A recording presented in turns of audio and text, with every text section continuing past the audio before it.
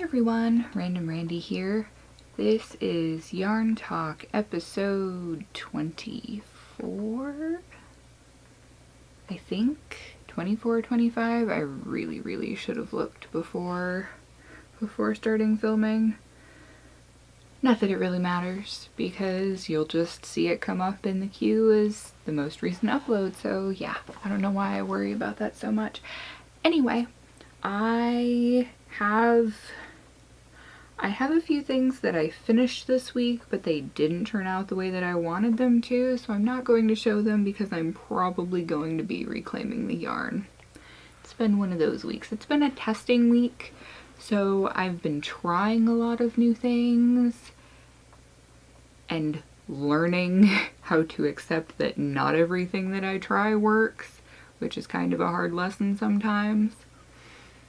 So things have switched around a little bit in the craft room as far as arrangement goes. I have another table set up in here so I have more room. My husband has actually made me a really nifty wooden backdrop that I'm going to be using hopefully to be able to start filming some craft tutorials, because I've had a few people mention to me that there are a few things that I've made that they would like to see tutorials on, and since they're patterns that I wrote myself, essentially just using some math to figure things out, I don't have to worry about it being a copyright deal, messing with anybody's stuff.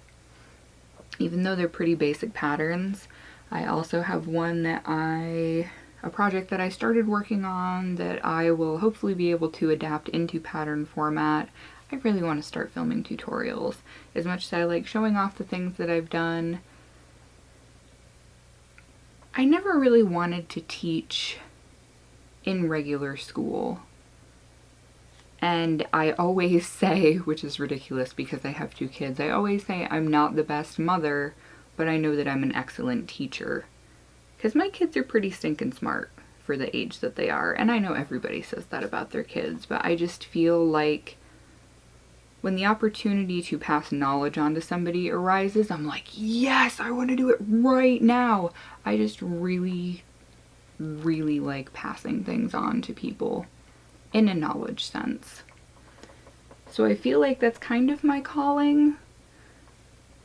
So hopefully that means that I'm going to be able to start making some really awesome tutorials for you guys, and worst case scenario, I have to wait until I've got a little bit more money saved up so that I can get some better lighting, because while this lighting is acceptable now, it's really hard to translate the one daylight lamp that I have into effective lighting in a close-up setting so that you'll be able to see what I'm doing.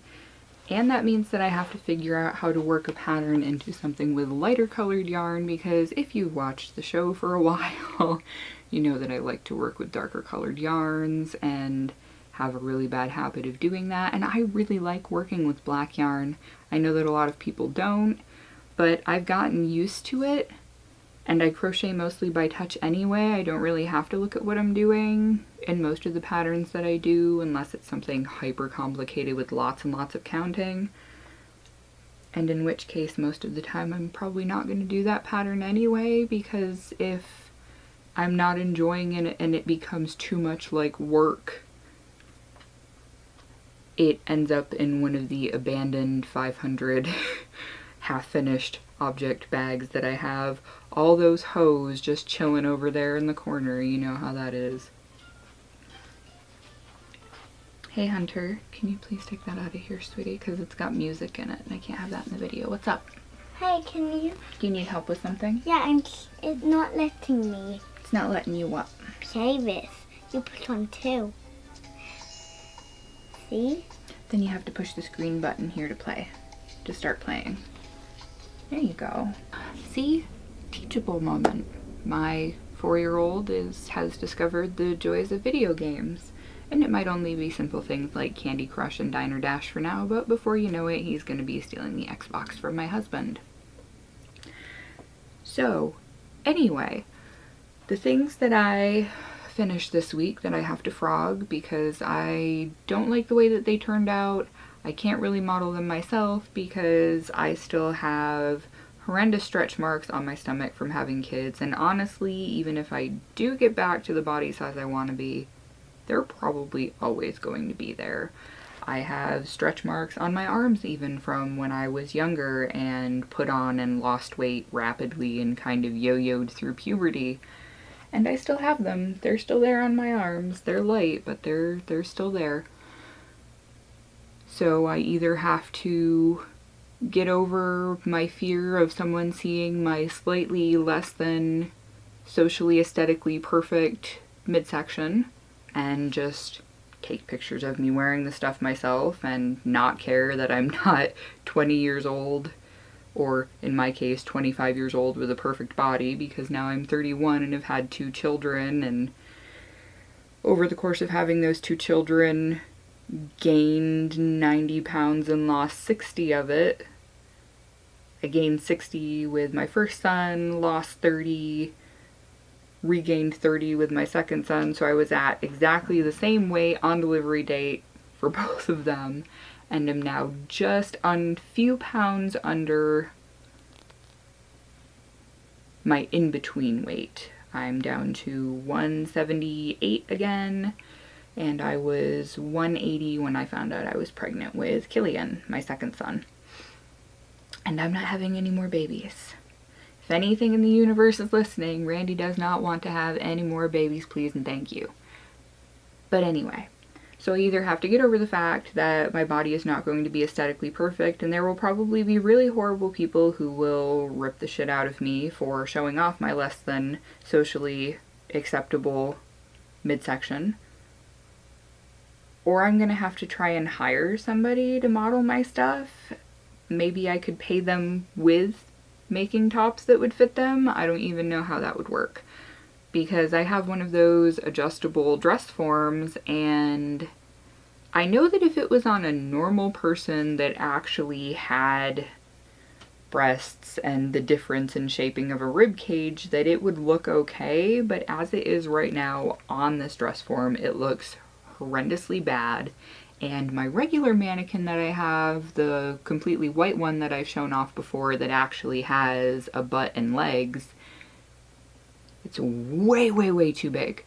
So I actually made the top to fit me, or to fit somebody who has the same circumference chest that I do, because it's a tube top, and I am not totally comfortable showing the entire thing, and it's kind of difficult because I actually took a picture of me wearing it that I will actually insert somewhere in this region, and I put a long sleeve button-up shirt on over it and unbuttoned it just far enough down by my belly button that you could see the whole front of the top and just barely see the top of my stomach. And I think it's really awful that I'm that self-conscious about it, because I'm trying to potentially sell a product and represent myself, and I don't want to look like a slob doing it. And that's not to say that people who are not the socially acceptable size are slobs or lazy. But if you are anything larger than what is considered to be the societal norm, then you totally understand where I'm coming from with body shaming and horribly internalized body issues that will be with me until the day that I die. They shouldn't be, because I've been married to a man for 5 years now who has loved me through the excessively small size that I was when he met me, to the very unhealthy for me size that I was when I had both of my children, to the kind of in between, not totally thin and fit, but not as jiggly as I was size that I am now. So it shouldn't matter what other people think, but it does, and it will always be there in the back of my mind, like this little spidery, soul-sucking demon just waiting to take any joy from my life. Did I mention that depression and anxiety coupled together are a bitch? Because they're a bitch.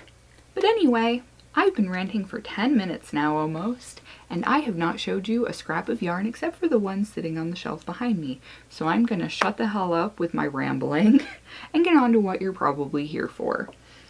So, aside from the 2 tops that I did that I didn't like the way that they turned out, I have actually been working on my sock. Yay! I am about halfway done with the just foot portion of my sock. If I can get it to focus on the sock and not my face. Maybe. But yeah, and I looked at the other one, and this is a Rose City roller sock. It's just a shorty ankle sock, and this is with yarn that I dyed myself. This was actually the first skein of yarn that I did, so I'm pretty pleased with how it's turned out so far.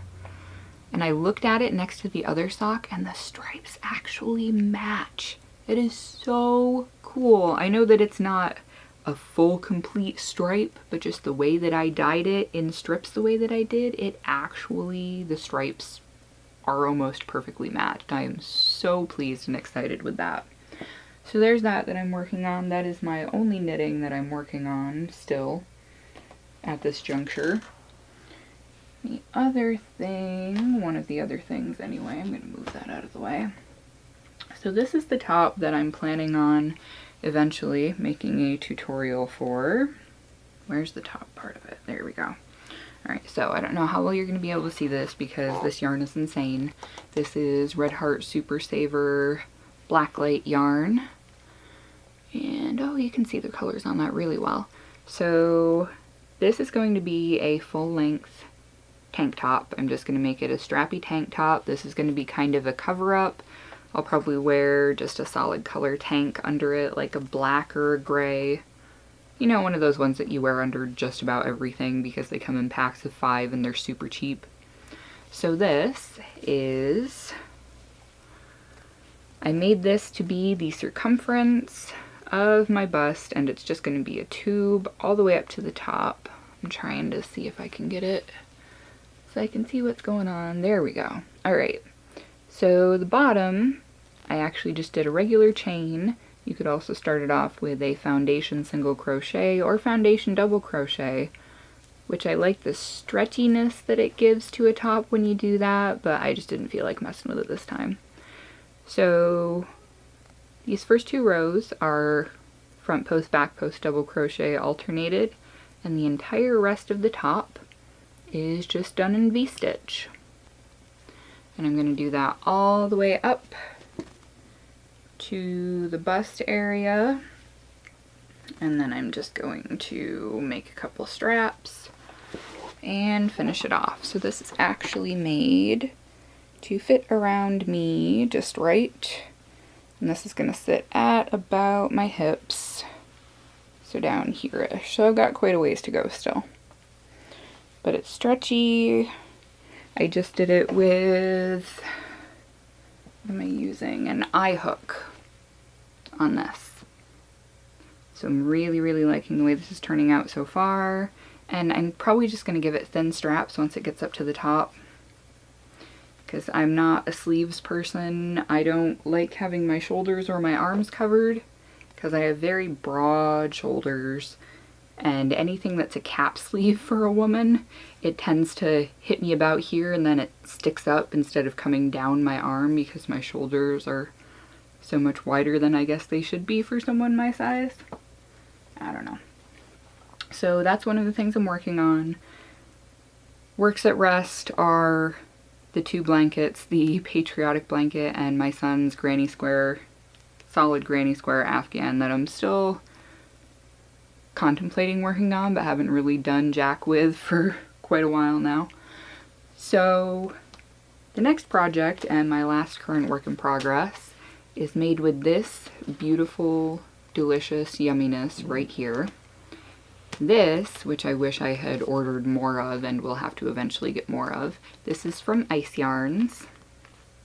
This is their Cakes Chain yarn, and this is 90% acrylic, 10% polyamide. This is a 200 gram ball that is 450 meters.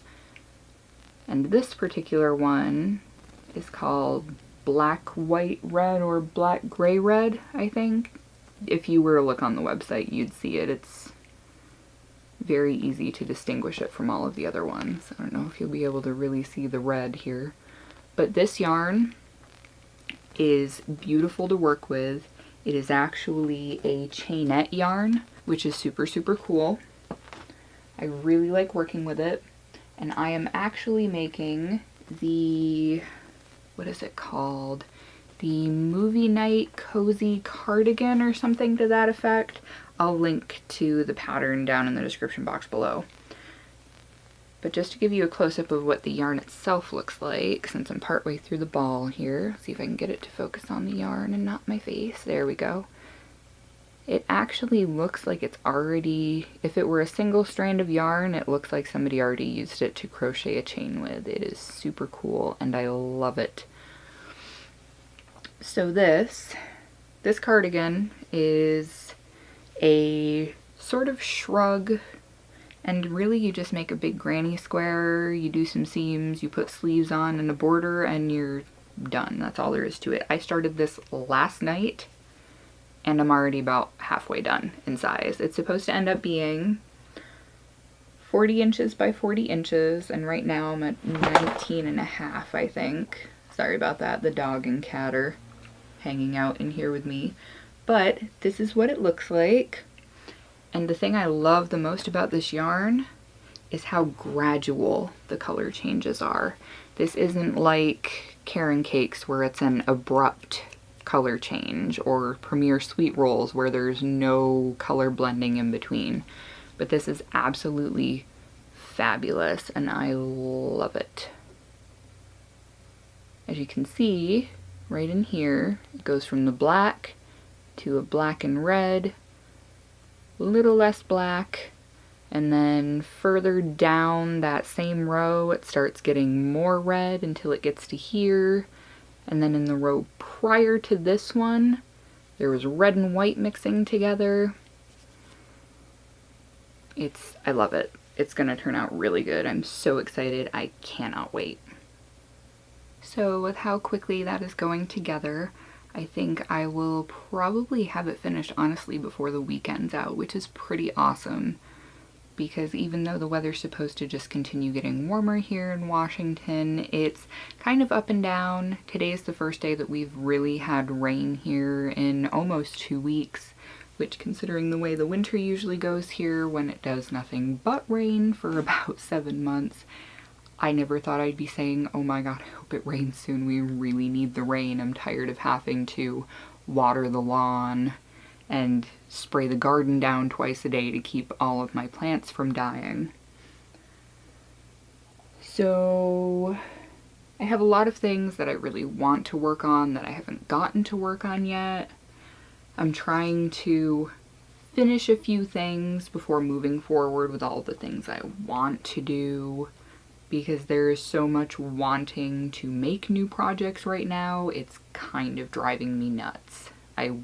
And on the one hand, I wish I had more hours in the day to do more stuff, but by the same token, I know if I had more hours in the day, I would find other things to do that aren't necessarily the things I want to do.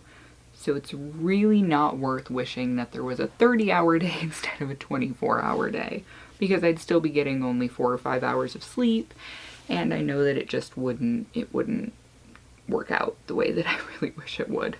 That is all of the crafty stuff that I have for this week. I was planning on doing a book talk, but honestly I haven't been reading jack, so I'm just going to put a little bit at the end here about writing and my books. So if you don't want to see that, if you don't care for that, thanks for sticking around for all the crafty stuff and my super long rant about society's unrealistic expectations of people's bodies. And I will see you guys all next week. And now, so I have re-released my book Lunatic, which is the first in my Ragnarok Legacy series, which if you've seen either of my book talk episodes, you kind of know what that's about already, so I'm not going to go into that at great length. If you are interested, I will link to the video at the end of this video that will show you all the good stuff about that. I will, however, put sale links down at the bottom because for today is Thursday the 20th, and tomorrow only, Lunatic is still going to be on sale for 99 cents on Amazon in ebook format, and the first book in my Infernalia Chronicles series, and I use the term book loosely because it's actually a short story, which is an introduction, is completely free whether you have a Kindle Unlimited membership or not. It is completely free on Amazon through the end of July 21st, 2017. So go check that out if you're into free reads that are of the slightly naughty sort. I'm actually really excited with the way that this promotion has been going with the Wolf Pack. I will link to their group on Facebook. If you're into paranormal romance, even remotely, you will find so many amazing books to read there. You'll lose your mind and you're gonna completely obliterate whatever storage your Kindle or other reading device has. So check them out. It's a really awesome group. They talk about all sorts of things. There are Wolfpack exclusive contests that you can get in on and giveaways, and authors look for ARC readers there. That pretty much means that you get to read the book before the general public does, and they ask for your input, and usually it's more from a storyline perspective, not so much from a line editing perspective.